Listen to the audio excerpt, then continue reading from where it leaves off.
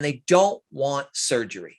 That's what they're trying to avoid. They're trying to avoid going under the knife. According to myclevelandclinic.org, about 800,000 knee replacement surgeries are performed each year in the U.S.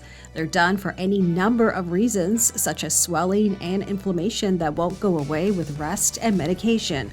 There's also injury and severe arthritis, among other conditions. So it can be arthritis, that's a possibility. You could have soft tissue damage, where you get into the cartilage, you get into tendons and ligaments and things of that nature that have become irritated for one reason or another. Right now, injectables are a common and preferred treatment option to surgery.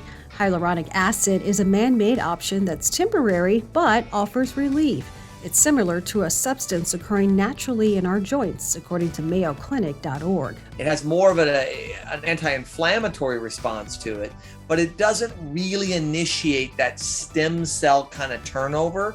So it gives you relief, but it tends to be more short term. So even if you do the injections into the area, it will buy you relief for a window. But then all of a sudden, there you are a year later, and you're like, oh, it's back again.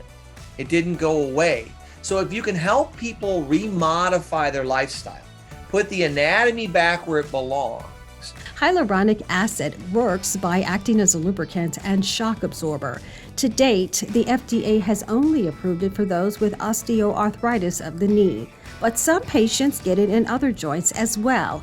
And because it's made in a lab, there is always the risk of an adverse reaction. Anytime you start getting outside of the natural body's own parts, you can run into the risk of developing a sensitivity or a reaction to something.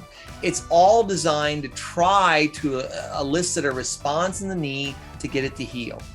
What they found, though, with the hyaluronic acid is that it doesn't appear to have the long-term effect that the PRP does. PRP, or platelet-rich plasma, comes from your own body and therefore does not have the same risk as other injectables. The concept behind it is that by injecting your own platelets back into the area, you're going to kick off this response by the body's almost auto-correction system to try to heal and repair. You can do your PRP injection to get rid of the damaged cartilage from the grind, but if you don't take that out of there, it's just going to do it all over again.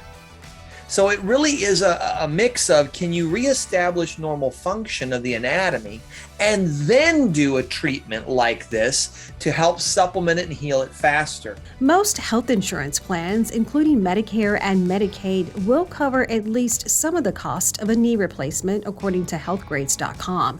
As for injectable treatments, most times the patient has to pay out of pocket to have these done, which can get costly over time. The bottom line, weigh the risk both physically and financially before moving forward with any treatment. And as always, consult with your doctor first. As a rule of thumb, they're both there as a palliative care. They're both there to give you a little relief, make you feel a little bit better. The hyaluronic acid historically tends to be more just palliative care. It's like taking an aspirin. The PRP is actually trying to heal the tissue.